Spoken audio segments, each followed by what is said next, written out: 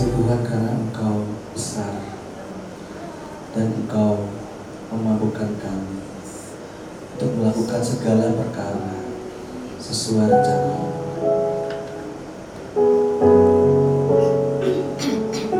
Oleh karena itu ya Tuhan,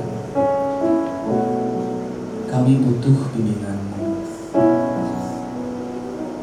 Kami butuh tuntunan Roh Kudus dalam hidup kami.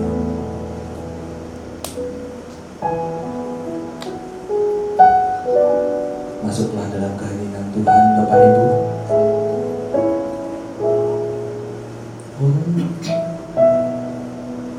Roh Kudus hadirlah di sini. Berhembuslah Roh Kudus di tempat ini.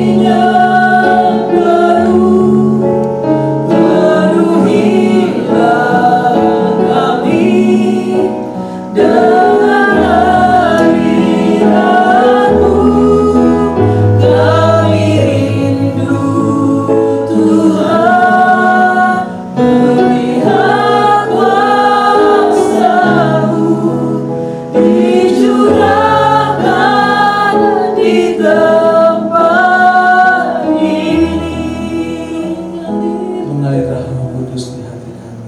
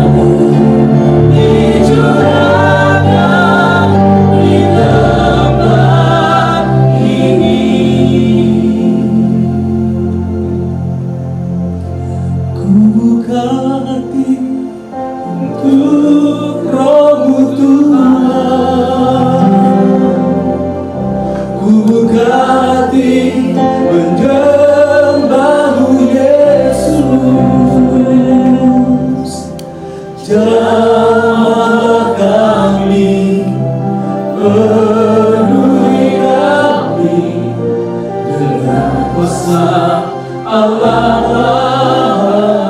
Sama-sama mengatakan, ku buka hati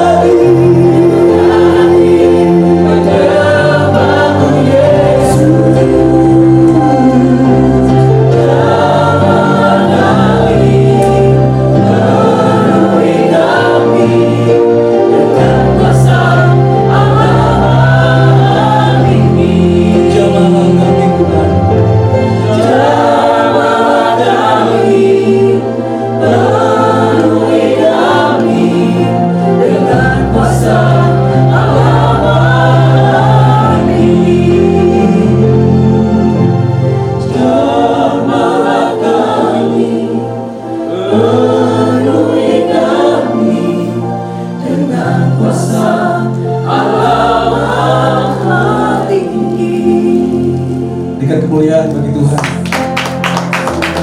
Pertama terbaik bagi Tuhan.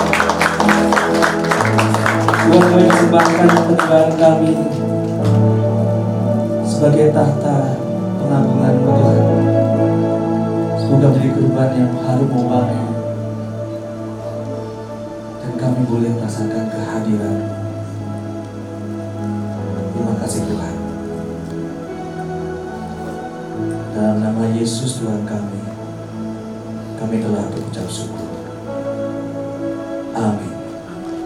Silakan duduk kembali Bapak Ibu. Saat ini kita akan berdoa untuk adik-adik kita sekolah minggu. Ya, mari siapa yang berkumpul dan dua atau tiga. Jadi mohon hambanya Pastor Robson untuk mendoakan. Jesus loves me, this I know. The Bible tells me so. The Bible tells me. Little ones to Him belong. Little ones to Him belong. We are weak, but He is strong. We are weak, and He is. Yes, Jesus loves me. Yes, Jesus loves me. Yes, Jesus loves me. Yes, Jesus loves me. The Bible tells me so. Mari Bapak Ibu kita bersatu doa, kita doakan anak-anak kita. Tuhan, anak-anak ini datang di hadapan-Mu. Dan kami setiap jemaat-Mu secara khusus para orang tua menyerahkan anak-anak ini kepada Tuhan. Mereka adalah aset-aset kerajaan Allah. Untuk itu biarlah kiranya Allah sendiri yang memberkati mereka, sehingga mereka menjadi anak-anak yang bertumbuh dalam kebenaran, takut akan Tuhan, hidup sesuai dengan kehendak Tuhan dari sejak mereka kecil. Namun mereka sangat membutuhkan Roh-Mu yang boleh menuntun mereka, mengajari mereka. Dan juga kami berdoa buat para guru-guru sekolah minggu, biarlah kiranya Tuhan yang menganugerahkan urapan dan hikmat, sehingga mereka bisa memberkati setiap anak-anak sekolah minggu dengan kebenaran yang mereka sampaikan, dengan bahasa yang mudah dimengerti oleh setiap anak-anak sekolah minggu. Berkati ya Tuhan, di dalam nama Yesus kami bersyukur dan kami berdoa. Amin. Yes, Jesus loves me. Yes, Jesus loves me. Yes, Jesus loves me. The Bible tells me so. kita belajar firman Tuhan hari ini Bapak Ibu. Sebelumnya ada satu lagu yang ingin saya ajarkan kita semua menyanyikannya. Kisah dari lagu ini sangat luar biasa. Ada seorang bernama Horatio G. Spafford di tahun 1870-an. Dia seorang pengacara yang berhasil dan juga seorang pengusaha real estate yang sangat berhasil di Chicago pada zaman itu. Dia dikaruniai Tuhan dengan 1 putra dan 4 putri.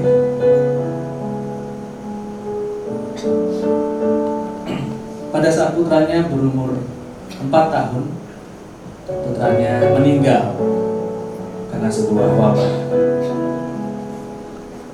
Setahun kemudian terjadi apa yang dalam sejarah disebut sebagai Chicago Great Fire.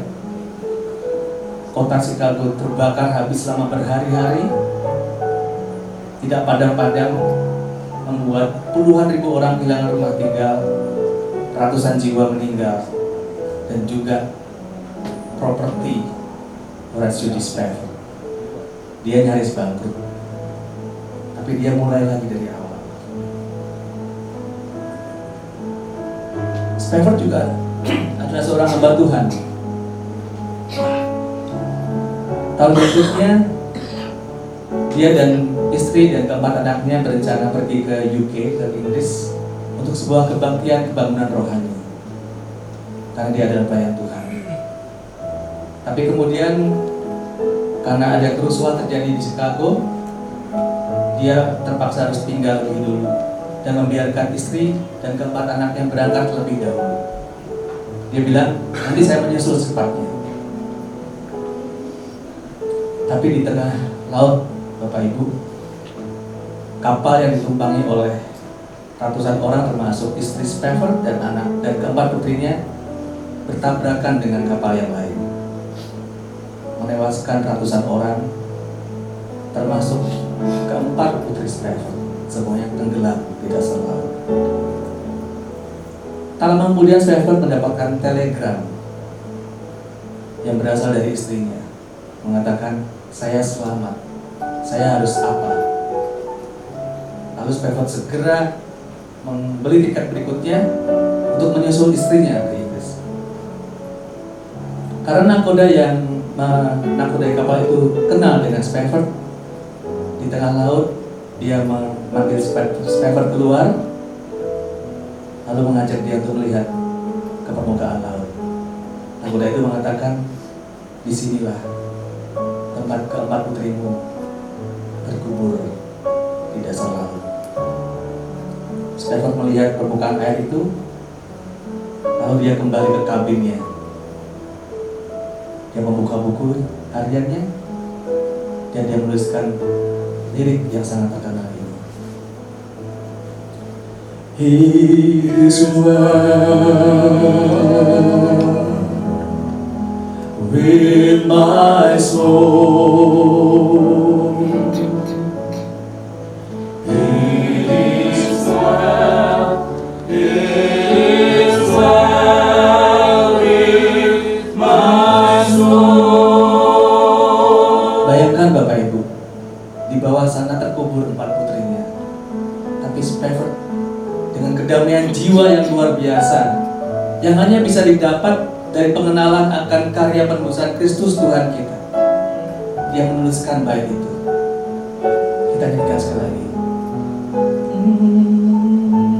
It is well with my soul.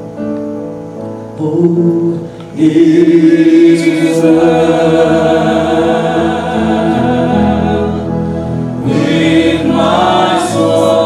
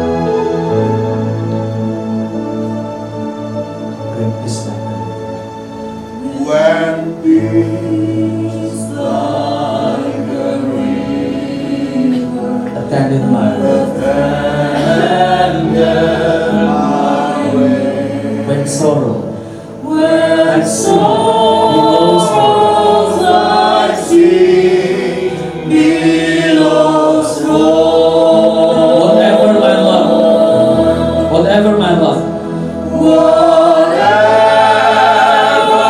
my thou hast taught me to say, has taught me to it is well with my soul. is well, is well with my soul. Saya dulu Bapak Ibu berdiri di depan Tuhan. Kita katakan, Is well with my soul. Is well, it is well with my soul. nyamanlah jiwaku, jiwaku,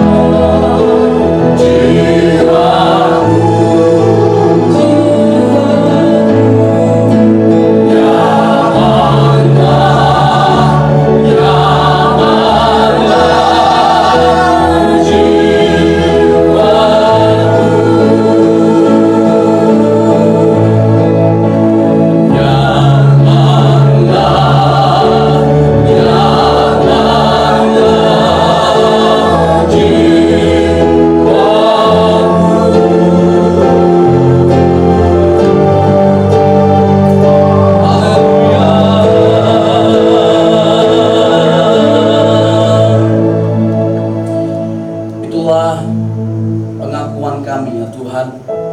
Betapa nyaman jiwa kami karena Tuhan. Betapa nyaman jiwa kami karena penyertaan dan pemeliharaan Tuhan sungguh sempurna. Tuhan, kami adalah orang-orang yang berdosa, yang sering mengalami kekhawatiran dan ketakutan, yang bahkan kadang mengalami kejatuhan. Sungguh hanya Engkau saja yang bisa menolong, yang bisa menopang dan memberikan kenyamanan bagi setiap kami. Dan sungguh anugerah-Mu saja yang menjadi kekuatan bagi setiap kami. Tuhan, tolong kami orang berdosa ini, dan biarlah kiranya kami terus memandang Tuhan dan mengandalkan Tuhan dan percaya bahwa segala sesuatu hanya karena kasih karunia Tuhan. Berkati kami lewat kebenaran firman yang oleh hidup kami dapat diubahkan. Dalam Kristus Yesus Tuhan kami siap mendengarkan firman. Sama-sama kita katakan Amin. puji nama Tuhan. Saya persilakan untuk kembali. Puji nama Tuhan, Bapak Ibu Saudara terkasih. Hari ini saya mau menyampaikan kepada Tuhan kebenaran firman-Nya dengan judul Yesus Kristus sebagai pusat Injil. Yesus Kristus sebagai pusat Injil. Alkitab berbicara tentang adanya suatu masalah terbesar yang dialami oleh umat manusia yang tidak bisa diselesaikan oleh siapapun atau dengan cara apapun selain oleh Allah sendiri. Dalam cara pandang Kristen, dosa melawan Tuhan itu lebih dari sekedar melakukan sesuatu yang salah. Dosa berarti pemberontakan melawan Dia yang menopang dan memelihara alam semesta. Dosa adalah penyebab kehancuran terbesar di jalan raya. Akar dari setiap hati yang terluka, setiap keluarga yang hancur, setiap perang yang tidak ada gunanya, setiap genosida yang mengerikan.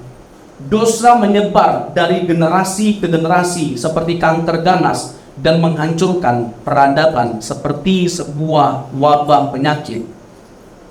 Dampak dosa sungguh sangat luar biasa, sungguh sangat merusak. Seperti goda menghancurkan cermin, dosa menghancurkan gambar Tuhan yang menjadi pola penciptaan manusia. Saat Adam berdosa, gambar Tuhan dalam diri setiap kita, umat manusia, telah mengalami kerusakan yang sangat parah.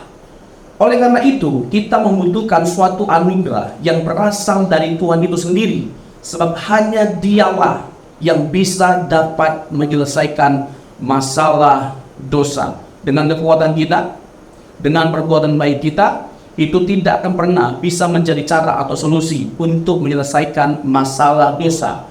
Dosa itu satu kuasa yang jauh lebih besar daripada kita. Untuk itu, kita membutuhkan satu kuasa yang jauh lebih besar daripada kuasa dosa. Dan itu adalah kuasa anugerah, kuasa kasih karunia melalui Yesus Kristus. Melalui Kristuslah manusia kembali kepada pusat yang benar, yaitu Allah di dalam Kristus Yesus. Dosa membuat manusia menggeser Allah sebagai pusatnya. Lalu Kristuslah yang memulihkan manusia dan membawa manusia untuk kembali berpusat kepada Allah.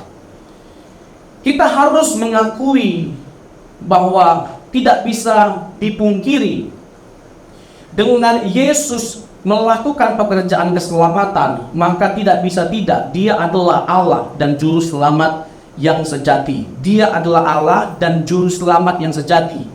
PL Perjanjian Lama, misalnya Yesaya 43 ayat 11 dan 12, menggambarkan hanya Allah satu-satunya juru selamat.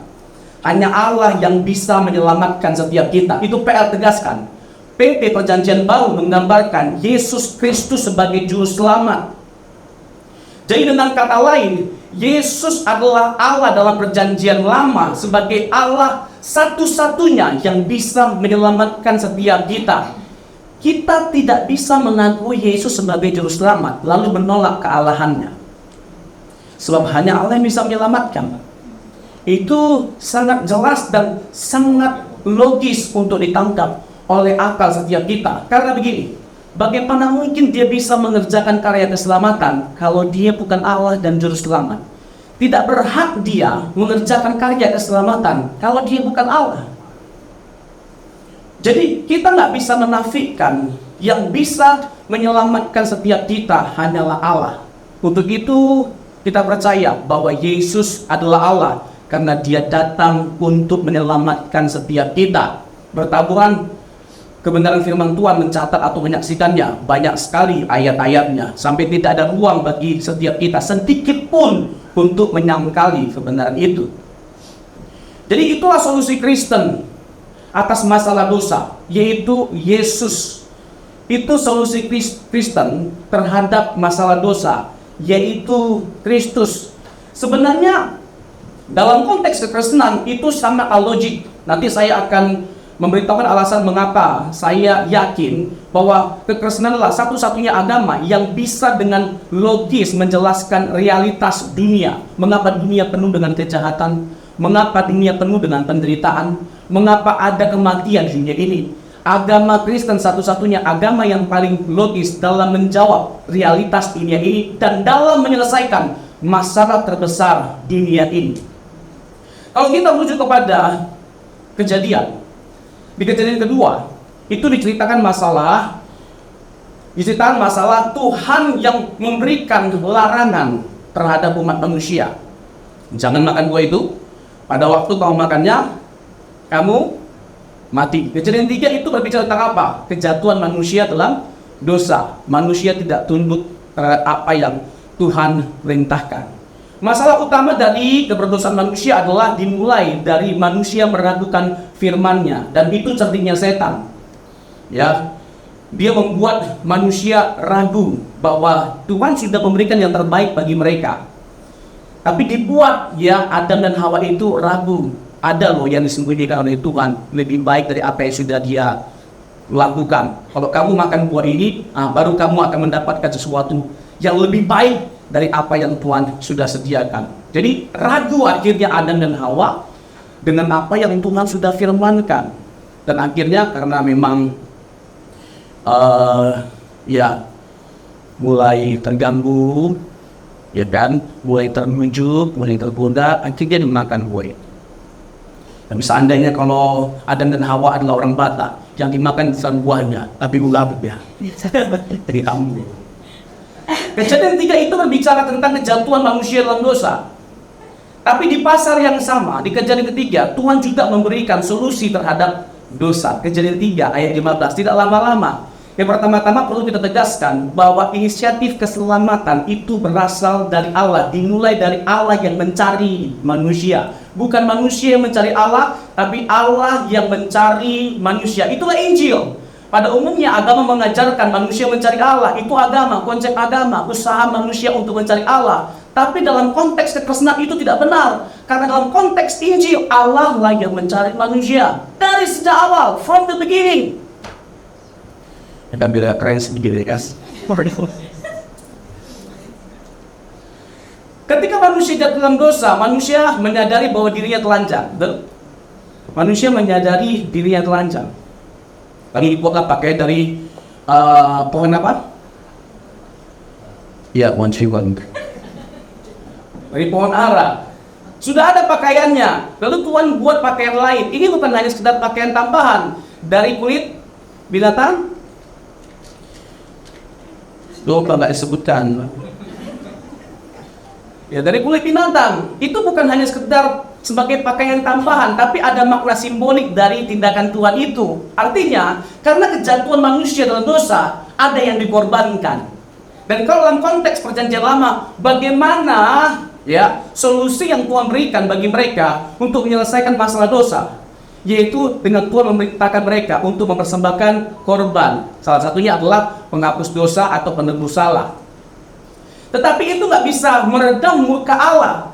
Sebab semuanya itu hanyalah gambaran yang merujuk kepada Yesus Kristus. Dia adalah anak domba yang sesungguhnya. Jadi semua persembahan, semua korban yang dipersembahkan kepada Allah dalam menyelesaikan masalah dosa, itu semua hanyalah gambaran bayang-bayang.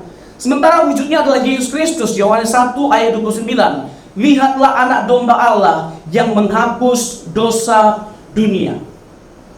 Tidak ada yang bisa menyelesaikan masalah dosa selain Yesus Kristus. Kalau kita mau surga, sudah tepat kita percaya Yesus. Yang setuju katakan amin. Sebab hanya pribadi yang dari surga yang bisa membawa kita ke surga. Ya, tidak ada yang lain. Jadi jangan sampai ada jemaat Ibrani yang tinggalkan Yesus hanya karena harta, tahta, wanita atau waria. Wanita tidak. Amin. Ya kan? Ya kita bilang, oh tidak akan mungkin saya menyatakan iman saya. Belum tentu. Dikasih 10M bagaimana? 15M bagaimana? Jadi belum tentu. Karena pada faktanya, bukan hanya belum tentu, belum tentu. Karena faktanya nggak sedikit orang yang akhirnya meninggalkan kekristenan hanya karena apa? Hanya karena jabatan. Jadi ini jabatan naik mangkat, akhirnya tidak ada iman. Mungkin sebagian besar kita tahu, seks seperti dia banyak. Bahkan karena harta, oh banyak. Nah, yang begini pada akhirnya ya perlu kita renungkan. Pada akhirnya apa yang paling berharga dalam hidup kita? Ini harus kita renungkan dan kita hayati supaya dengan benar kita menjalani kehidupan ini. Kuat atau tidaknya kita dalam menjalani kehidupan ini menghadapi pencobaan atau godaan itu bergantung pada siapa Yesus bagi setiap kita. Siapa Yesus bagi setiap kita. Tidak ada yang lebih penting dalam hidup ini selain karena kita memandang dan menyerahkan hidup kita kepada Yesus. Karena saking pentingnya, ya, saking pentingnya pandangan kita terhadap Yesus itu, ya, saking pentingnya pandangan yang benar terhadap Yesus. Yesus bertanya, ini sebelum dia pada akhirnya sampai kepada karya akhirnya, yaitu disalibkan. Sebelum dia disalibkan, dia bertanya, menurut kamu siapakah aku? Ini perlu penyamaan pandangan, Mbak. Sudah jelas-jelas saja Yesus dipandang sebagai Tuhan, sebagai Allah. Masih ada juga orang yang mempersoalkannya, Pak. Kalaupun Yesus itu Allah, dia itu Allah karena ada spirit Yahweh. Dia tidak Allah sepenuhnya, hanya Bapa Allah yang sepenuhnya. Jadi ini Pak, beda itu Pak. Jadi antara Yesus adalah Allah karena punya spirit Yahweh dengan memang dia adalah Allah itu sendiri, itu dua hal yang berbeda. Misalnya kalau Yesus jadi Allah karena ada spirit Yahweh, berarti dia diangkat jadi Allah, sebelumnya bukan Allah. Ini bisa tangkap logikanya? Sederhana sekali ini. Nah, kekristenan tidak pernah memandang bahwa Yesus itu diangkat jadi Allah. Itu namanya adopsianisme. Halo, ini kayak mulai ada yang bingung-bingung. Ini kemana arahnya kita? Ya, ada yang mengatakan bahwa Yesus dituhankan pada abad keempat. Di konsili saya tahun 35. Ada yang mengatakan bahwa Yesus pernah berhenti jadi Tuhan waktu dia menjelma menjadi manusia. Ya, ada yang mengatakan bahwa dia diangkat jadi Tuhan pada waktu dia dibaptis. Inilah anak yang kasihi, kepadanya aku berkenan. Ini banyak sekali, nanti saya akan bahas. Ini udah memang seperti rupa-rupa seni seminar, ya kan? Ini apa ya? Supaya kita cerdas dalam memandang siapa Yesus. Karena maaf kata ya, nggak sedikit orang Kristen sudah lama bahkan, tapi minim dan cetek pengetahuannya akan kekristenan, apalagi akan doktrin. Jadi dan percaya kepada Allah itu lagi, yes, coba jelaskan. Ya Bapak terkudus itu satu hati kata tiga. Ya 1, 3 itu apa? Seperti kopi kehewan. Bapak Allah, amin. Yesus Allah, amin. Roh Kudus Allah, amin. Ada berapa Allah? Yesus Allah 1, Bapak Allah 2, Roh Kudus Allah 3, berapa Allah? Nah kan samping. Padahal mudah sekali matematikanya, Pak. Harusnya 3 Allah kan? Tapi kenapa kita mengatakan 1? Nanti kita selesaikan secara lintas ya, di kesempatan lain. Saya kembali kepada persoalan Matius pasal yang ke-16. Itu Yesus bertanya sebelum dia menyelesaikan ya misi akhirnya, yaitu disalibkan. Dia bertanya, menurut kamu siapakah aku? Ini bukan hanya sekedar soal pandangan personal kita terhadap Yesus, tapi ini persoalan pandangan yang benar terhadap Yesus. Dan untuk dengan benar bisa memandang Yesus, kita membutuhkan anugerah Bapa. Lalu para murid jawab apa? Ada yang mengatakan di Yeremia, ada yang mengatakan di Musa, atau salah satu di antara para nabi. Lalu Petrus berkata apa? You are the Messiah, the Son of the Living God. Kamu adalah Mesias, anak Allah yang hidup. Apa kata Yesus terhadap Petrus? Berbahagialah engkau Petrus, karena bukan manusia yang mengatakan itu kepadamu, tetapi Bapakku di surga. Ini menjadi penting bagi setiap kita untuk memastikan bahwa kita punya pandangan yang benar terhadap siapa Yesus.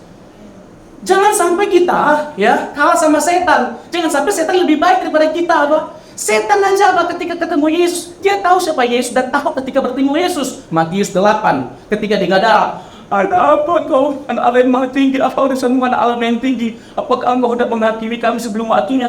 Setan aja tahu siapa Yesus. Diakui Yesus sebagai Tuhan. Nah bisa-bisanya kita mengatakan Yesus itu diangkat dari Tuhan. Jadi Tuhan karena Esprit Yahweh. Jadi Yesus itu adalah pribadi yang kekal. Nanti saya akan tunjukkan dasar teologisnya untuk menguatkan pernyataan saya ini. Jadi apa yang saya sampaikan ini bukan tidak berdasar, sangat bisa dipertanggungjawabkan, bukan hanya secara teologis, tapi juga secara logis dan filosofis, bahkan secara historis. Kembali lagi Matius 16, itu bukan hanya terkait dengan pengakuan personal, tapi pengakuan yang benar. Dan untuk kita memiliki pengakuan yang benar, kita butuh anugerah Bapa. Amin. Lalu di pasal 17, jadi pasal yang ke-16 itu berbicara tentang pengakuan ilahi terhadap Yesus. Pasal 17 itu berbicara tentang apa? Pembuktian keilahian Tuhan Yesus melalui peristiwa transfigurasi ketika dia menampakkan dirinya dengan segala kemuliaannya di gunung yang tinggi. Itu berbicara tentang pembuktian keilahian Tuhan Yesus. Jadi saya mau tegaskan bahwa penting sekali untuk kita dengan benar memandang Yesus. Bahkan pertama-tama penting bagi setiap kita untuk percaya bahwa dia benar-benar Allah, dia Allah sepenuhnya. Oh, dia itu. Iya, betul. Oh, sekali lagi.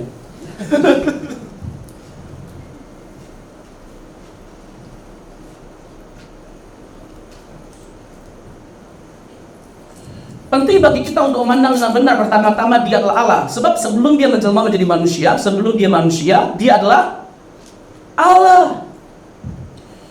Jadi jangan berpikir bahwa kalau kita menolak keilahiannya itu tidak ada konsekuensinya. Siapa bilang? Jadi saya akan buktikan bahwa sungguh luar biasa parahnya konsekuensi atau resiko kalau kita menolak keilahian Tuhan Yesus. Ada ayatnya.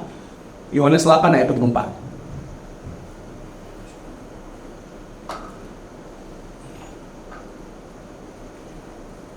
Yohanes 8 ayat 24. Dikatakan demikian, karena itu tadi aku berkata kepadamu bahwa kamu akan mati dalam dosamu, sebab jikalau kamu tidak percaya bahwa akulah dia. Siapa ini? Kamu akan mati dalam dosamu. Jelas nggak ayat ini? Ada nggak konsekuensi atau resiko kalau kita menolak kehendak Yesus? Oh jelas, kita mati, kita binasa. Kalau Yesus hanya sekedar manusia, kita nggak perlu mati, kita nggak perlu binasa.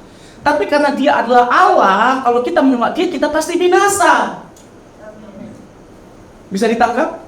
Jadi adakah risiko atau konsekuensi kalau kita menolak kehendak Yesus? Jelas. Jangan hanya karena kita mau mengakui kemanusiaan Yesus yang sepenuhnya, lalu kita menolak keilahian Yesus. Wow, ini sadis. Ya, mungkin muncul pertanyaan bagi setiap kita, bagaimana kita bisa mengikuti teladan Yesus dalam kemanusiaannya kalau dia tetap Allah? Yang pertama, saya mau tegaskan, yang namanya Allah itu nggak pernah berhenti jadi Allah. Kalau sempat Allah itu berhenti jadi Allah, itu bukan Allah namanya. Ibrani pasal ke-13 ayat 9, Yesus Kristus tetap sama, baik kemarin, sekarang, maupun sampai selama-lamanya. Itu pertama-tama terkait dengan apa? Hakikatnya, keilahiannya, itu tetap melekat pada dirinya. Contoh dia, saya kasih analogi deh ya, supaya tidak bingung. Misalnya nih, ada seorang raja, memiliki segala kemuliaan, kemegahan, dan keagungannya di kerajaannya. Lalu dia ingin merasakan bagaimana kehidupan rakyat jelata. Dia hanya bisa dengan maksimal merasakan kehidupan rakyat jelata kalau dia jadi rakyat jelata. Lalu dia pakai pakaian cokam-camping. Nah, pertanyaan saya, ketika dia jadi rakyat jelata, meninggalkan singgasananya, kemuliaannya, keagungannya, kerajaannya, apakah dia berhenti jadi raja? Apakah dia berhenti jadi raja? Dia tetap raja, sama seperti Yesus. Dia tetap Allah. Nah, kalau dia berhenti jadi Allah, enggak sah karya keselamatan yang dia kerjakan, karena hanya Allah yang bisa menyelamatkan. Amin. Hanya Allah yang bisa menyelamatkannya. Tetap menjadi pertanyaan yang seakan-akan belum terjawab. Bagaimana dong? Kan kita suka mengikuti teladan dia kalau dia tidak benar-benar manusia. Bapak Ibu, kalau bicara tentang teladan hidup Yesus, itu dalam hal apa sebenarnya? Dalam hal apa? Pertama-tama dalam hal apa? Penguasaan diri. Penguasaan diri. Jadi nggak ada cerita hanya karena dia tetap Allah, lalu kita nggak bisa ikuti dia dalam kemanusiaannya. Tetap bisa. Justru itu yang membuat kita kagum dengan Tuhan Yesus, yang walaupun dia tetap Allah, dia nggak pernah menggunakan kealahannya dalam menyelesaikan masalah kemanusiaannya. Iya, dia bilang kok, sang kamu aku tidak bisa memanggil malaikat. Sang kamu aku nggak bisa. Bisa, tapi dia menahan dirinya. Waktu dia dicobai sama iblis, ya kan, ada beberapa kali pencobaan. Lalu dicobai oleh iblis, bisakah engkau mengubah batu itu jadi roti? Pertanyaan saya, bisa nggak? Bisa nggak? Bisa. Jangankan mengubah batu jadi roti, iblis jadi lepek pun bisa. Apalagi batu jadi roti.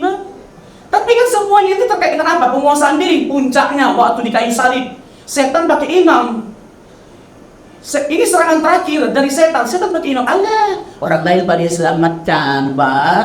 Tapi dirinya sendiri tidak. Coba ya kamu, selamatkan dirimu, turun ke bawah, baru kami bisa percaya. Coba begini kan pegang di tampok.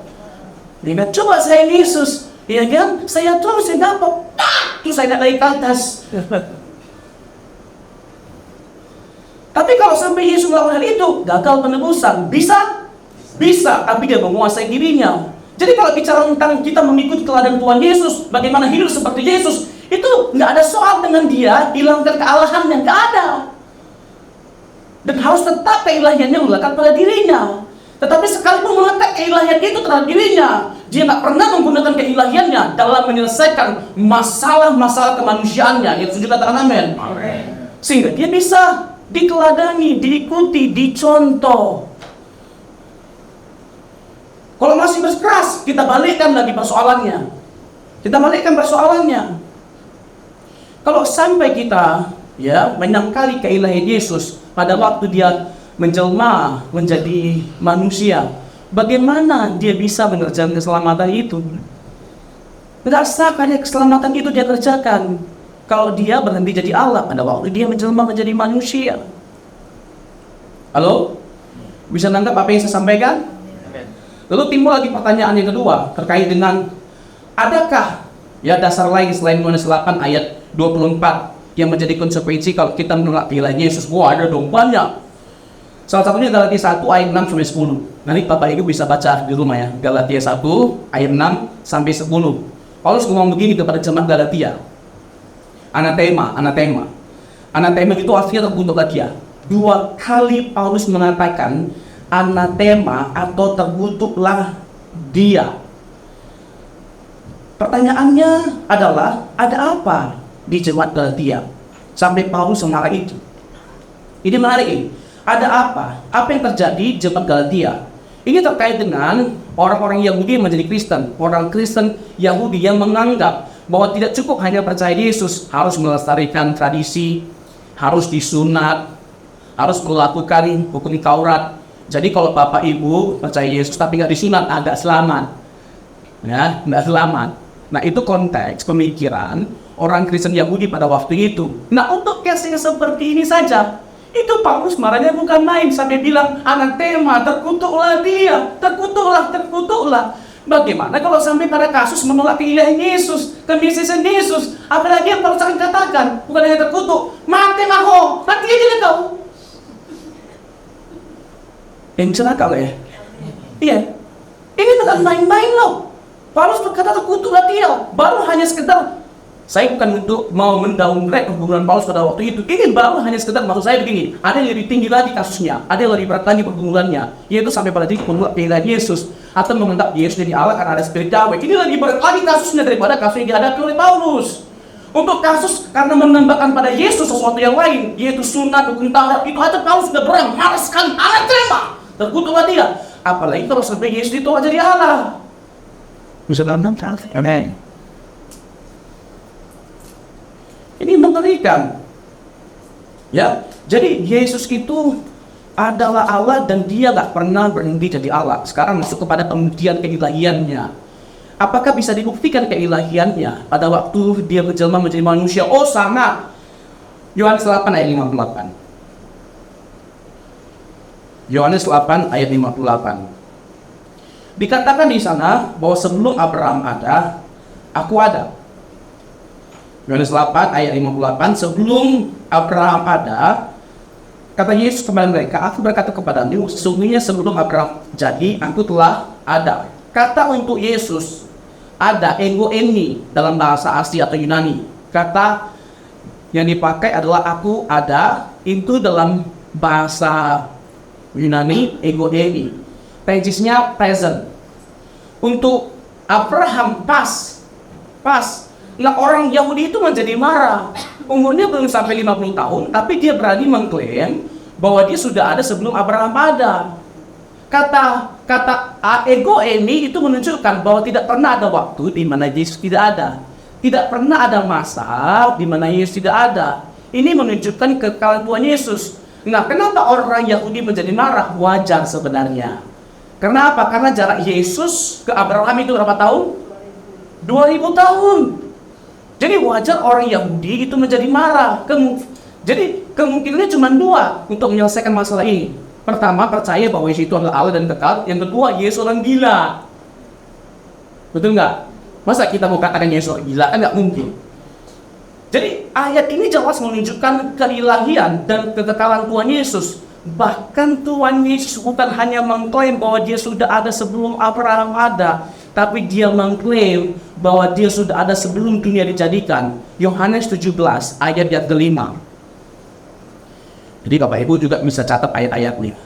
Ya, Yohanes 17 ayat yang kelima. Father, glorify me with the glory I had before the world was created. Ini kan daya aman. Bapa permuliakanlah aku dengan kemuliaan memiliki sebelum dijadikan. Ya Bapak Ibu ya. Yesus bukan hanya sekedar mengklaim bahwa dia sudah ada sebelum Abraham ada. Bahkan sebelum dunia dijadikan dia sudah ada. Jadi dalam konteks kemanusiaannya tidak jarang dia membuktikan keilahiannya meskipun tidak secara langsung. Kan ada pertanyaan. Kalau memang Yesus itu Tuhan, di mana ayatnya di Alkitab Yesus pernah mengatakan akulah Allah? sembala aku.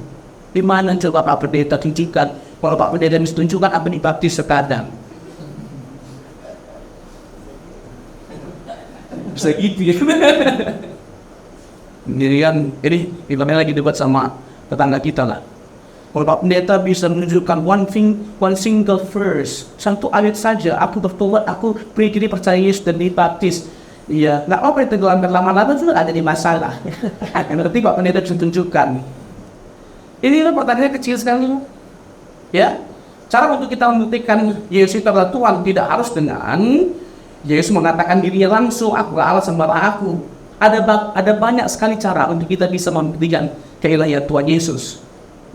Melalui perbuatannya, melalui perkataannya, melalui otoritasnya, dan saya akan singgung ya berbagai macam case ini. Ya, ini salah satunya. Ketika Yesus berkata bahwa dia sudah ada sebelum Abraham ada dan dunia ada, bukankah itu menunjukkan bahwa dia lebih dari sekedar nabi, rasul, dan manusia biasa atau guru moral? Nggak mungkin dia ada sekedar nabi, karena tidak ada nabi yang berkata bahwa dia sudah ada sebelum dia dilahirkan atau kekal. Tidak ada nabi yang pernah mengatakan demikian, akulah jalan kebenaran dan hidup. Ada? Nggak ada. Nggak ada nabi yang pernah mengampuni dosa. Markus pasal yang kedua ayat 7 sampai 10. Nanti saya akan bahas itu. Itu menarik sekali. Saya kembali lagi dengan Yohanes 17 ayat yang kelima. Bapa pengirikanlah aku dengan kemuliaan aku miliki sebelum dunia dijadikan. Dia bukan hanya mengklaim loh bahwa dia sudah ada sebelum dunia ada, tapi dia punya kemuliaan yang sama seperti yang dimiliki oleh Bapa. Kalau Yesus itu tidak sehakikat dengan Bapa, tidak setara dengan Bapa, tidak boleh dia punya kemuliaan yang sama seperti Bapa. Tidak boleh dia punya kedudukan ilahi seperti Bapa. Tidak mungkin dia punya gelar-gelar atau sifat-sifat ilahi sama seperti Bapa. Kalau dia tidak sehakikat dan setara, tidak mungkin ada semuanya ini pada Yesus. Apa yang ada pada Bapa ada pada Yesus. Amin. Kalau menolak kebenaran ini, menolak Yesus itu benar-benar Allah sepenuhnya dan manusia sepenuhnya, udah kita sendiri, perjanjian lama perjanjian baru kita kemudian. Wah, kita sendiri. Jadi jelas, ini semua menunjukkan kekekalan dari Tuhan Yesus. Masuk ke Markus 2 ayat 7 sampai 10. Bapak Ibu percaya saja, ya semuanya itu pasti benar. Ayat-ayat ini. Ya, jangan diantara ya. Nah, dalam Markus pasal yang kedua itu, ayat 7 sampai ayat 10, itu ada orang yang lumpuh. Lalu ada sesuatu dari pernyataan Yesus yang menyulut amarah dari orang Yahudi. Mereka sangat marah, terang sekali. Karena apa? Karena sekalipun dia manusia, berani-beraninya dia mengampuni dosa. Yang mana mengampuni dosa itu adalah pekerjaan Allah. Jadi kalau Yesus mengampuni dosa, berarti secara tidak langsung dia mengklaim dirinya sebagai Allah. Karena hanya Allah yang bisa mengampuni dosa. Makanya marah mereka. Kok berani-beraninya kamu sekedar manusia bisa mengampuni dosa? Nah, kalau hanya sekedar mengklaim, semua orang bisa mengklaim, aku bisa terbang. Aku tidak bisa terbang loh, Bapak Ibu. Baik percaya aku bisa terbang? Bagaimana tidak bisa terbang? Bapak Ibu ketawa nih lagi banget. Gitu mana ketawa ada? Sudah turun nih lagi dia. Udah turun bohong.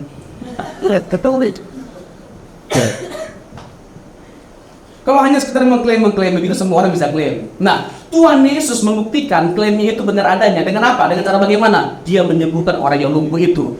Mujizat yang dialami oleh orang lumpuh itu memverifikasi kebenaran bahwa dia adalah pribadi yang berkuasa untuk mengampuni dosa. Bisa nanggap? Bisa nanggap? Mujizat yang dia lakukan terhadap orang lumpuh itu menjadi bukti dan verifikasi bahwa benar dia punya kuasa untuk mengampuni dosa. Itu tercatat dalam Markus 2 ayat ke-10 kalau nggak salah.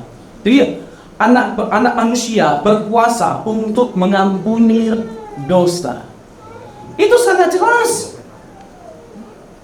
Lalu ada lagi yang lebih jelas lagi dari ini, yang membuktikan bahwa Yesus itu akan tetap Allah walaupun dia manusia. Ada banyak ratusan bisa ayatnya saya tunjukkan. Tapi kan Bapak Ibu yang tidak kuat nanti. Jadi karena butuh waktu yang cukup lama untuk membuktikan semua ini. Markus pasal yang ke-14 ayat 61 sampai 66. Markus pasal 14. Markus pasal yang ke-14 ayat 61.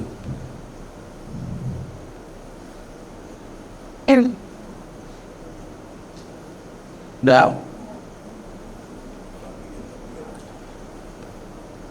61 ya sampai 63 ya.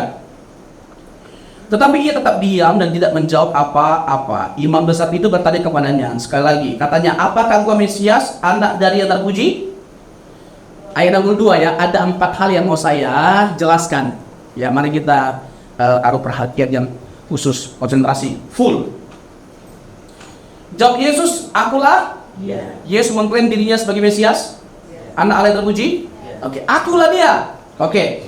Selanjutnya, kamu akan melihat anak manusia. Ada kata anak manusia ya? Anak manusia ini bukan hanya sekedar membuktikan kemanusiaannya, tapi membuktikan keilahiannya. Dari mana kita bisa mengklaim seperti itu? Mari kita buka Daniel 7 ayat 13.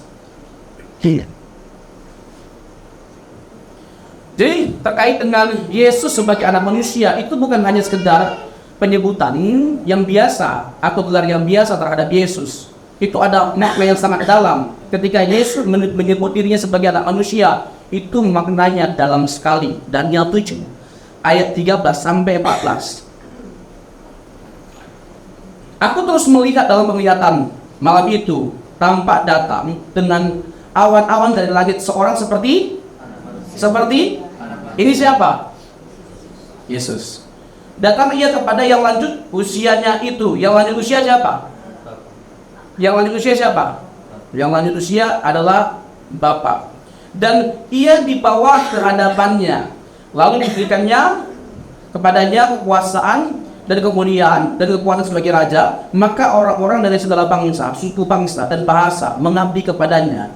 Kekuasaannya ialah kekuasaan yang kekal, yang tidak akan lenyap, dan kerajaannya ialah kerajaan yang tidak akan musnah. Ia memiliki kemuliaan, ia memiliki kekuasaan, ia memiliki kerajaan. Ini semuanya milik siapa sebenarnya? Milik Allah. Nah, kalau dikatakan bahwa anak manusia itu punya semuanya ini, berarti anak manusia siapa? Allah. Jadi kata anak manusia bukan hanya membuktikan kemanusiaannya, tapi juga keallahannya. Kembali lagi ya dengan Markus yang pasal ke-14 tadi. Markus pasal ke-14 ayat 61 sampai 63.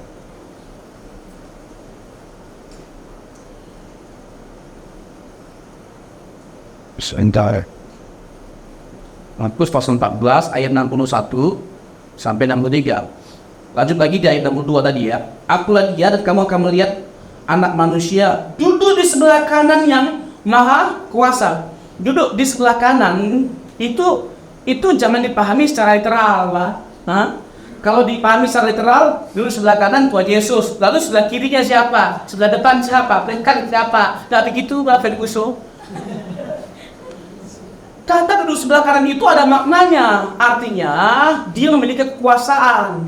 Jadi sederajat. Hanya pribadi yang setara dan sederajat dengan Bapa yang bisa duduk di samping Bapa. Artinya dia sederajat. Dia punya kemuliaan yang sama, kekuasaan yang sama, otoritas yang sama seperti yang dimiliki oleh Bapa. Bisa tangkap? Dia punya kekuasaan itu artinya duduk sebelah kanan. Jadi kalau baca Alkitab itu yang benar, Wak, jangan sudah punya premis atau asumsi dulu Yesus itu bukan Tuhan. Nah ini ayatnya tadi hanya duduk sebelah kanan. Lalu sebelah kiri siapa? Kamu sebelah kiri apa aja? Iya.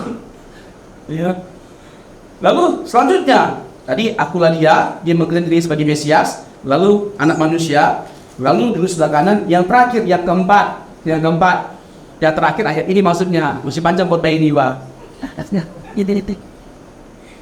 Yang terakhir datang di tengah-tengah awan-awan. Ini berbicara tentang apa? Dia sebagai hakim atas seluruh bangsa. Bapak Ibu, idealnya yang namanya hakim haruslah Allah. Karena bagaimana mungkin dia bisa jadi hakim kalau dia tidak Allah? Karena salah satu hal yang dia butuhkan untuk bisa menghakimi seluruh dunia itu Maha tahu. Dia bukan hanya harus bisa menghakimi yang kelihatan, bahkan yang tidak kelihatan pun dia harus bisa hakimi. Nah, karena begini karakteristik dari seorang hakim, maka tidak bisa tidak. Ketika Yesus digambarkan sebagai hakim, maka dia adalah bisa nangkap Bapak Ibu? Iya. Jadi ini sudah sangat jelas, walaupun dia manusia, tetap dia adalah Allah. Tapi kan jelas Pak Pendeta, Yesus itu kan berdoa kepada Allah. Berarti Yesus bukan Allah. Begini Bambang. So,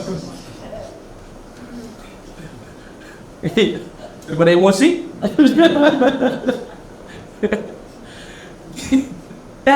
Kita itu bukan hanya percaya bahwa itu Allah, tapi juga benar-benar manusia. Alkitab mencatat kedua-duanya, sifat dari kemanusiaannya dan sifat dari keilahiannya. Jangan pakai sifat kemanusiaannya untuk mengukurkan kealahannya. Jangan pakai sifat-sifat kealahannya untuk mengukurkan kemanusiaannya. Harus disatukan, Pak. Karena Yesus itu satu pribadi dengan dua natur yang ilahi dan yang ilahi. Bukti bahwa dia ilahi, dia mengampuni dosa, dia mengklaim bahwa dia sudah kekal, dia berhak untuk memberikan kehidupan bagi setiap kita. Yesus bukan hanya tujuan kehidupan kita, tetapi dia adalah kehidupan kita. Yang dari mananya kita mendapatkan kehidupan, dia sumber kehidupan. I am the way, the truth, and the life. No one comes to the Father, he said by ini. Nah ini menarik, nanti saya singgung terkait dengan akulah dia, ego temi. Nah, jadi ini menarik. Tadi ayat apa tadinya? Kalau jadi Zen. Yang terakhir tahu gitu. Udah itu. Udah bahas seperti itu aja dia. Oh itu terakhir ya. Ini kan. Bapak. Negara dong ya. Begitu terkait dengan Yesus berdoa. Ya, itu terakhir. Yesus berdoa itu Matius 26 ayat 39. Ya. Kalau dalam hal hafal ayat ya lumayan lah saya ya. Di atas itu sedikit sedikit. 11, 12, beliau 12, 11 ya. Nah, jadi Yesus mengatakan di pasal 26 ayat 39, sekiranya tahunnya berlalu tetapi bukan kehendakku melainkan kehendakmu. Dia berdoa. Yesus itu bukan hanya sekedar Allah, tapi dia juga manusia. Dia digambarkan kemanusiaannya, dia bisa lapar, ya, bahkan dia puncaknya mati di atas kayu salib. Itu membuktikan apa? Kemanusiaannya. Tapi di case yang lain ada case-case yang membuktikan keilahiannya. Ya, tadi sudah saya singgung terkait dengan mengampuni dosa. Dia mengklaim bahwa dia adalah kekal, lalu dia berhak untuk memberikan kehidupan bagi setiap kita. Jadi ini kedua hal yang tidak boleh dipisahkan satu dengan yang lainnya. Bisa nangkap Bapak Ibu? Jadi dia Allah dan manusia. Nah dalam konteks kemanusiaannya wajar. Ya, dia bergantung sepenuhnya kepada Allah karena dia sedang mengosongkan dirinya. Filipi 2 ayat 6 sampai 8. Ayat 6 sampai 8. Tapi kan Yesus berkata Yohanes 14 ayat 28, Bapa lebih besar daripada aku. Bapa lebih besar daripada aku. Bahkan Yesus menyebut Bapa itu sebagai Allahnya. Yohanes 20. Kepada Allahmu, Allahku. Kan? Berarti dia bukan Allah. Dia menyebut Bapa itu Allahnya. Bahkan dalam 1 Korintus pasal yang ke-11 ayat 3 dikatakan bahwa kepala Kristus adalah Allah. 1 Korintus coba. 1 Korintus. Ini gampang sekali menjawab semua case ini. Ya, masalahnya kita itu nggak mau belajar untuk dengarin orang. Kita hanya mau didengarin sama orang, itu masalahnya. Kita menganggap diri kita paling hebat, paling benar, itu masalahnya. Bahkan hanya Tuhan yang bisa mengerti aku, dan seorang manusia bisa mengerti aku, itu masalahnya. Orang seperti ini dekat dengan kesesatan dan kebinasaan. Kalau kita jangan, kalau kita harus rela memberikan diri kita untuk dikritik, karena bagaimanapun sehebat apapun kita adalah manusia yang bisa salah. Amin. Saya bukan emosi, Ustaz sih. Dan ayat berapa tadi ya sih? Everybody is so gede emosi. Satu Korintus 11. Ini masih panjang ya waktunya ya, masih banyak ya.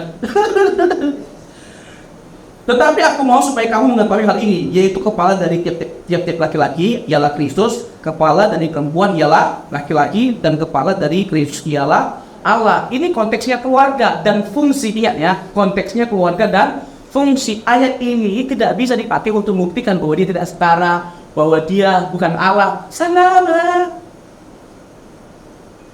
Sekali lagi, ayat ini berbicara tentang fungsi dan keluarga. Nah, begini contohnya ya, saya mau tanya ibu-ibu secara khusus, setuju nggak bahwa kepala dari rumah tangga itu laki-laki?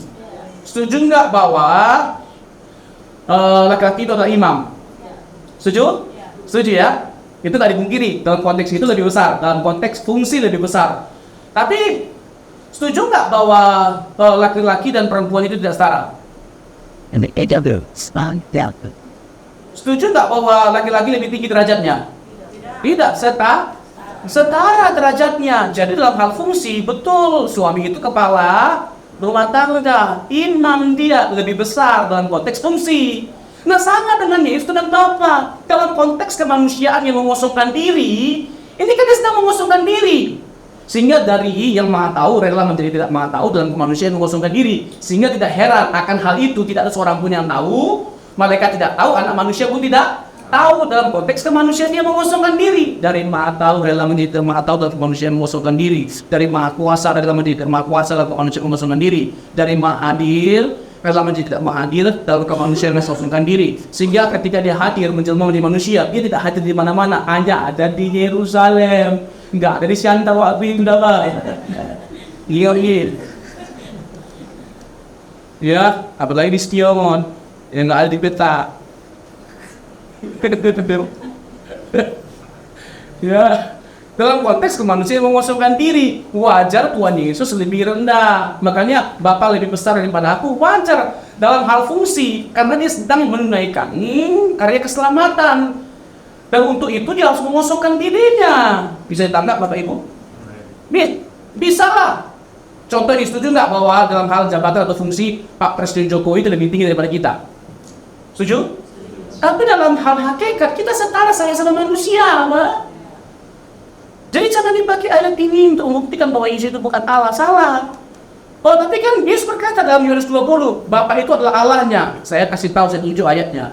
Bapa juga menyebut anak itu adalah Allahnya. Ada ayatnya. Kali-kali Bapak ditain. Ada. Makanya baca Alkitab jangan setengah-setengah. Jangan hanya sola scriptura. Kan Martin Luther berkata apa? Sola fide, sola gratia, sola scriptura, sola ria. Tulis bang. Bukan hanya sola scriptura, tapi tota scriptura. Sola scriptura itu artinya mendasarkan pengajaran kita, doktrin kita pada Alkitab. Ya, hanya Alkitab saja. Lalu tota scriptura artinya bagaimana kita mengharmonisasikan seluruh teks, konteks, seluruh kitab.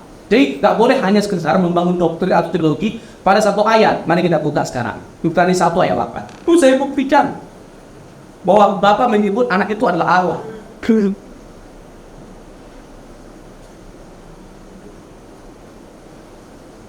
Ibrani 1 ayat 8. Yang sudah dapat katakan amin. Yang belum dapat katakan aman. Ayo sama-sama kita baca. 1, 2, 3 ya. Tetapi tentang anak ia berkata, "Tahtamu ya Allah tetap untuk seterusnya dan selamanya, dan tongkat kerajaanmu adalah tongkat." Saya mau tanya, siapa yang berkata? Pelan-pelan konsentrasi. Ya, jangan sudah salah ngotot lagi. Yes. Kok ragu-ragu minimal pelan-pelan. Coba kita baca sekali lagi sama-sama ya. 1, 2, 3 ya. Tetapi tentang anak ia berkata, "Tahtamu ya Allah tetap untuk seterusnya dan selamanya, dan tongkat kerajaanmu adalah tongkat benaran." Saya mau tanya, yang berkata siapa? Bapak. Mantap. Kita nggak berangkat ini. Kita pikir dulu baca. Lalu kepada siapa dia berkata? Malaikat. Malaikat. Kepada siapa dia berkata? Kepada anak, kepada Tuhan Yesus. Apa kata Bapak terhadap anak? Tahtamu ya Allah. Jadi bagi Bapak siapa anak itu? Allah. Jadi jangan berpikir bahwa Yesus itu tidak Allah. Dia adalah Allah. Dan kealahannya bukan hanya diklaim oleh manusia, bukan hanya diklaim oleh roh jahat, ya. Yakobus 2 ayat 19, Matius pasal 8. Roh jahat aja percaya, Pak. Berarti lebih parah kita daripada setan. Kalau sampai menolak panggilan Yesus. Nah, bukan hanya diklaim oleh manusia, tapi juga roh jahat, bahkan Bapa sendiri mengakui bahwa Yesus adalah Allah. Ini jelas sekali. Tapi kan Yohanes 1 ayat 1. Wah, ini dia. Wow. Logos. Yohanes 1 ayat 1. Pada selanjutnya firman itu bersama dengan Allah, dan firman itu adalah Allah. Ya kan? Saya nggak tahu ya kenapa ada orang yang bisa pimplan ya, ragu-ragu ya menyimpulkan siapa Logos itu. Yang pertama perlu kita ketahui berdasarkan Yohanes 1 ayat 1-18. Digambarkan Logos itu sebagai apa? Pribadi. Lalu digambarkan logos itu sebagai apa? Kekal. Dalam kekal sudah bersama dengan Bapa. Kata pros menunjukkan berhadap-hadapan. Yang namanya berhadap-hadapan itu pasti dua pribadi yang berbeda. Saya sama Bapak Ibu lagi berhadap-hadapan, ini betul nggak? Tapi Bapak Ibu bukan saya bukan Bapak Ibu, kita pribadi yang berbeda, betul nggak? Jadi itu dua pribadi yang berbeda. Logos itu pribadi. Lalu bukan hanya pribadi, dia adalah kekal karena sudah bersama dengan Bapa dalam kekekalan. Yang ketiga, dia adalah pencipta. Karena dia adalah pencipta, dia adalah Allah. Siapa yang bisa memenuhi kualifikasi ini selain Yesus? Tidak ada, Pak. Karena Yesus pun digambarkan sebagai apa? Pencipta, pemberi kehidupan, juru selamat, Allah. Jangan dibedakan logos dan Yesus. Nanti bukan lagi Tritunggal, Fortunggal. Iya, Tritunggal aja kelimpungan kita mempertahankan. Yesus sudah sampai di tempat. Ini kesaksian Alkitab, kebenaran terkait dengan Tritunggal. Jadi bukan kita yang membuat angkanya 3. Kenapa nggak ditambah jadi 4? Kenapa nggak dikurangi? Memang 3 dari dulu Ferguson. Jadi itu nggak pernah dikurang-kurang, nggak pernah tambah-tambah. Memang 3 dari dulu. Jadi logos itu adalah penjelmaan Allah menjadi manusia. Oh, tapi kan itu mistik, supernatural. Sekarang saya mau tanya, Bapak Ibu, ini jujur ya, jujur nih ya. Ya, saya gitu. Nah, pertanyaannya, apakah orang Kristen menolak hal-hal yang berbau mistik atau supernatural? Jawab jujur. Apakah orang Kristen menolak hal-hal yang berbau mistik dan supernatural? Ada nggak hal-hal yang berbau supernatural dalam kekristenan, dalam Alkitab? Menyembuhkan orang sakit itu mujizat nggak? Supernatural nggak?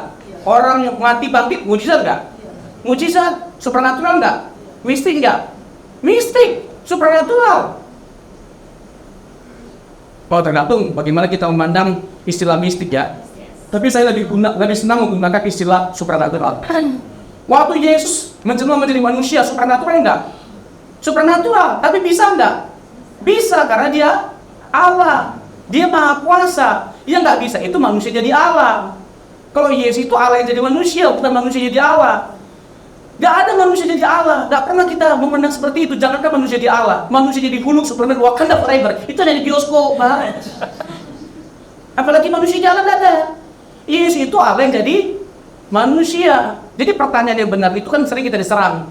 Mana mungkin? Mana bisa? Masa bisa Allah jadi manusia? Kalau kamu ya menolak itu, berarti kamu menyangkali kemahakuasaan Tuhan. Kamu percaya kalau Tuhan itu maha kuasa, bisa jadi apapun, bisa. Kalau begitu, kamu nggak bisa menolak fakta kebenaran bahwa Allah bisa menjelma menjadi manusia. Pertanyaan yang benar itu bukan bisakah Allah jadi manusia, tapi mengapa Allah menjelma menjadi manusia? Karena yang berdosa itu bukan kucing, bukan kucing, bukan anjing, bukan dogi lah. Yang berdosa adalah manusia. Dan tidak ada yang bisa menebus manusia selain Allah. Untuk itulah Allah menjelma menjadi manusia. Kalau dia tidak menjelma menjadi manusia, dia tidak bisa dibunuh, dia tidak bisa mati. Konsekuensi dosa itu adalah mau kematian. Bagaimana caranya supaya dia mati? Menjelma menjadi manusia. Jadi jelas sekali ya Bapak Ibu ya. Terakhir. Ini terakhir dan yang terakhir. Kolose 1 ayat 15. Ini dipakai oleh saksi Yehova ya, untuk menyimpulkan bahwa Yesus diciptakan. Kolose 1 ayat 15. Udah? Kolose 1 ayat 15. Coba perhatikan baik-baik ya Bapak Ibu ya. Coba kita perhatikan baik. Ini cukup sulit, cukup rumit. Tapi saya coba jelaskan secara sederhana sehingga Bapak Ibu bisa dengan mudah menangkapnya. Ia adalah gambar Allah yang tidak kelihatan, yang sulung lebih utama dari segala yang diciptakan. Ada kata yang sulung nggak? Ada kata yang sulung nggak? Ada ya? Nah, ayat ini dipakai untuk menunjukkan bahwa Yesus diciptakan. Sebelum Allah menciptakan segala sesuatu, dia ciptakan dulu Yesus. Ini kata yang sulung. Nah, apakah benar demikian? Lalu ada kesimpulan yang kedua, bahwa selain Yesus diciptakan, Yesus itu dianggap lebih rendah dengan memakai ayat ini. Nah, saya buktikan bahwa kesimpulan itu, premis itu salah sama sekali. Nah, kata yang sulung dalam bahasa asli prototokos, sama kata saya, prototokos. Minimal kita punya harus bahasa Inan. Ya, Prototokos. Nah, kata Prototokos itu artinya keunggulan atau keistimewaan. Keunggulan, keistimewaan. Jadi jangan dipahami dalam pengertian matematika. Satu, bukan. Tapi keunggulan dan keistimewaan. Nah, kalau bicara tentang keistimewaan, keunggulan, Tuhan Yesus itu meskipun ketika dia menjalani di manusia, menjadi sama dengan kita, dia tetap lebih unggul, lebih istimewa daripada kita. Jangan samakan dia dengan kita sama sekali, tetap ada perbedaannya. Ya, itu kata Prototokos. Artinya keunggulan atau keistimewaan. Kalau kita misalnya menolak itu artinya adalah pertama dalam pengertian matematika ayat 18. Coba ayat 18. Ayat 18. Nah, ini ayat lain. Ialah kepada tubuh. Ini masih pasal yang sama Bapak Ibu ya. Melalui 1 ayat 18. Ialah kepada tubuh yaitu jemaat. Ialah yang sulung, yang pertama bangkit dari antara mati, sehingga ia yang lebih utama dalam segala sesuatu. Ada kata yang sulung nggak? Prototokos lagi. Nah, coba ya, kita akan melihat kegamangan dari orang yang mengakui bahwa kata yang sulung ini adalah yang pertama, bukan keunggulan. Oke, saya mau tanya dulu. Dikatakan bahwa Yesus ini pertama kali bangkit. Saya mau tanya, apakah benar bahwa sebelum Yesus tidak ada yang bangkit? Apakah benar Yesus yang pertama kali bangkit dari kematian? Apakah benar? Apakah Yesus adalah yang pertama kali bangkit dari kematian? Ini ada yang iya, ada yang tidak kita ini. Menjadi ada sesi di sini.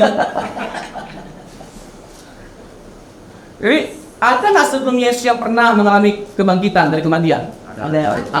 Siapa? Saya. Gus. Anak muda? Ain. Dan masih banyak lagi lah ya. Ya, saya tahu dari kisah. Nah, masih banyak lagi. Jadi ada kan? Kan lucu kalau kita memahami bahwa kata Prototokos itu yang pertama dalam matematika. Karena ternyata ada yang pernah bangkit sebelumnya. Tetapi mudah kita memahami ayat ini kalau kita mengartikan kata Prototokos itu sebagai yang unggul. Berbicara tentang keunggulan atau keistimewaan. Nah, kalau bicara tentang keunggulan, memang tidak ada manusia atau pribadi yang kebangkitannya seperti Yesus. Di mana letak keistimewaan dari kebangkitan Yesus dan membuat dia sebagai yang pertama? Karena pada umumnya orang yang bangkit dari kematian itu mati lagi. Tapi kalau Yesus ketika dia bangkit, dia nggak mati lagi. Dalam pengertian itu dia lebih utama. Boleh berikan info. Karena Yesus itu sudah lebih unggul dari semuanya. Jadi Bapak Ibu sudah terkasih, kebenaran tentang Yesus yang adalah Allah, Anak Tuhan Juru Selamat kita, sepenuhnya itu adalah keyakinan yang mendasar dari kekristenan. Jadi kekristenan itu ditandai oleh keyakinan bahwa Yesus adalah Allah dan Juru Selamat setiap kita.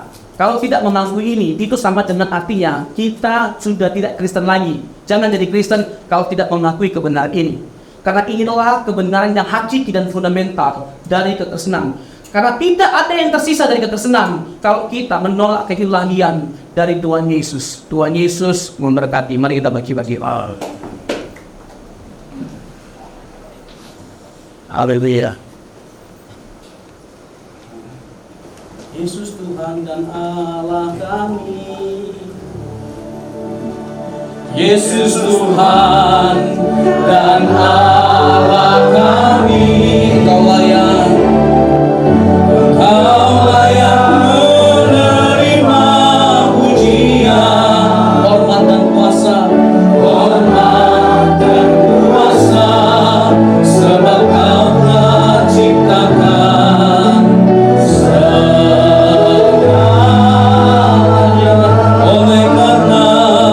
Oleh karena kehendak-Mu semuanya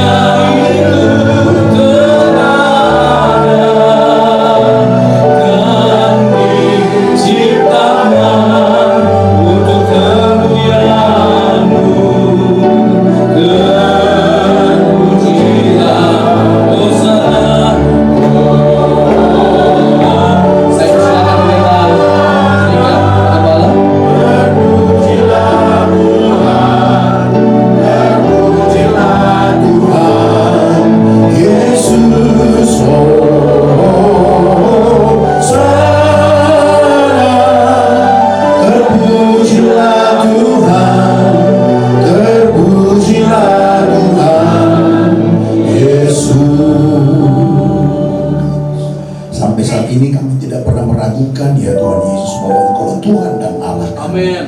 Kami telah mengalami Engkau yang telah melahirkan kami menjadi baru, menjadi ciptaan yang baru. Engkaulah iman kami ya Tuhan. Tuhan berkati hamba-Mu Bapak Pendeta Robson Samosir yang telah memberikan pengajaran akan kebenaran firman-Mu, khususnya tentang Yesus Tuhan adalah Allah. Engkau memberkati hamba-Mu ini ya Tuhan dalam seluruh kehidupannya, dalam pelayanannya dimanapun dia menyampaikan kebenaran firman Tuhan. Biarlah dalam tuntunan Tuhan, dalam kerendahan hati, dalam belas kasih, dalam penuh hikmat Tuhan, dalam kepenuhan daripada Roh Kudus boleh menyampaikan ini, dan semua kami diberkati oleh Tuhan. Terima kasih Bapa, di dalam satu nama Tuhan Yesus yang baik kami telah berdoa dan mengucap syukur. Haleluya. Amin. Silakan duduk Bapak Ibu. Beberapa pengumuman kita akan dengarkan. Yang pertama, tentu terima kasih buat Pak Pendeta Robson.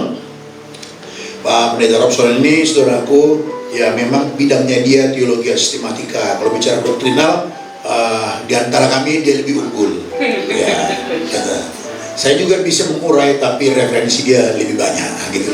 Kita mesti mengakui bidang kita masing-masing. Sebab kita tidak ada yang sempurna, kita punya bidang masing-masing. Bergeraklah di bidang itu masing-masing. Kita satukan menjadi satu tubuh Kristus. Baru kita keren, saudara. Tidak boleh menganggap yang satu lebih pintar, aku lebih baik. Tidak boleh. Semua sama sesuai dengan bidang yang Tuhan berikan kepada kita. Ya, kalau saudara lihat Pak Pendeta Mike, nah kalau soal filsafat dia juga lebih unggul dari saya. Kadang-kadang susah juga ngikutin istilah-istilahnya. Jadi masing-masing di tempat ini saudara, hamba Tuhan punya keunggulan masing-masing lah. Lalu kita selalu berdiskusi. Ingat ya, nggak boleh ada yang menonjol di antara kita. Semuanya berjalan bersama. Nggak boleh menonjol. Ketika ada merasa yang menonjol, kita sudah gagal. Allah Tritunggal itu dari kekekalan, itu harmoni Bapa, Putra, Roh Kudus. Satu rencana, satu tujuan, satu dalam semuanya. Itulah komunitas yang harus kita tiru di dalam dunia ini kalau mau berkomunitas. Setuju ya? Pengumuman kita minggu depan tanggal 16 Juli akan firman Tuhan akan dibawakan oleh Bapak Pendeta Hasi Olan Syaroho. Ya, temanya Yesus Kristus Allah dan manusia 100%. Ternyata masih tergoda tema-tema ini. Ya sudah, biarin saja, no problem. Yang penting kita menyampaikan apa yang kita pahami benar supaya tetap kokoh, saudaraku.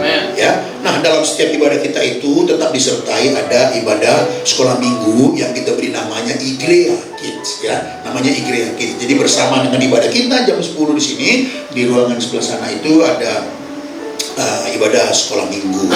Nah, kemudian Bapak Ibu yang terkasih, hari Jumat ini kita ada pendalaman Alkitab, doa dan pendalaman Alkitab. Ini diadakan di cabang kita yang ada di Bekasi. Ya, di sana kita sudah tempat sendiri, kalau di sini masih sewa kan. Jadi kita buat di sana, Bapak Ibu mungkin kalau ke sana terlalu jauh, tapi bisa lah mengikuti melalui YouTube-nya. Kita kurang lebih setengah jam kita penyembahan, kita berdoa, lalu 1 jam kita akan ada pendalaman Alkitab ya. Untuk Jumat ini dilayani oleh Bapak Pendeta Michael and Friends ya, dengan temanya Protopia Injil. Ini yang saya bilang tadi kan, istilah-istilahnya kadang-kadang puyeng juga, nggak tahu, saya juga belum pernah dengar apa itu Protopia Injil. Nah, kita dengarlah hari Jumat kan. Ini filosofis nih, istilah filosofis saudara ya, filsafat. Nah, kemudian Bapak Ibu yang dikasihi Tuhan Yesus Kristus, pengumuman selanjutnya adalah bahwa kita ada ibadah padang wanita ya, tanggal 19 Agustus di Pasir Mukti. Jadi kaum wanita atau kaum ibu bisa bergabung bersama dengan wanita-wanita dari 3 wilayah yang ada di Serpong, di sini, dan yang ada di Bekasi. Itu nanti pembicaranya adalah saya sendiri ya, sebagai gembala jemaat. Kemudian pengumuman yang terakhir, kalau saudara ada yang membutuhkan pelayanan, ya bisa menghubungi di nomor 0818 875 dan 755 ya. Ini adalah nomor Bapak Sekum kita, Ivan Nikolas Tambunan. Bapak Ibu bisa menghubungi beliau, nanti kami akan mengatur pelayanan dengan baik. Ya, itu saja yang menjadi pengumuman kita pada siang hari ini. Marilah kita berdiri bersama-sama, kita akan mengakhiri ibadah kita katakan bersama, mulailah dari rumah. Puji Tuhan. Mulailah dari rumah, memperagakan cinta, saling saling mencinta. Ciptakan sorga. Lihatlah sekelilingmu, lihatlah sekelilingmu. Pandang dengan hati Tuhan. Walau berbeda warna, beda pengertiannya, ingatlah kita semua bersaudara.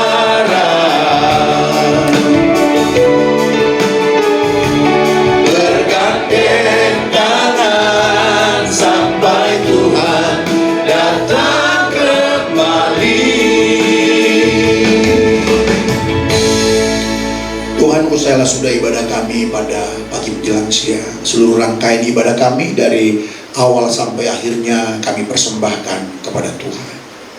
Terimalah semuanya ya Bapa, kiranya menjadi satu persembahan yang harum bagi Tuhan. Anak-anak-Mu yang memberikan persembahan untuk pekerjaan-Mu di tempat ini, biarlah Engkau yang membalaskan kepada seluruh anak-anak-Mu yang memberikan melalui kotak-kotak persembahan atau memberikannya melalui nomor rekening yang disiapkan oleh gereja-Mu ini ya Tuhan. Engkau membalaskan, memberkati mereka semuanya ya Tuhan. Akhirnya Tuhan, usailah sudah ibadah kami ini. Karena Tuhan yang mempunyai berkat itu, berkatilah kami semuanya satu persatu ya Tuhan. Tuhan memberkati Engkau dan melindungi Engkau. Amen. Tuhan menyinari Engkau dengan wajahnya dan memberikan Engkau kasih karunia. Amen. Tuhan menghadapkan wajahnya kepadamu sekalian dan memberikan Engkau damai sejahtera. Amen. Terimalah berkat Tuhan itu di dalam nama Tuhan Yesus Kristus.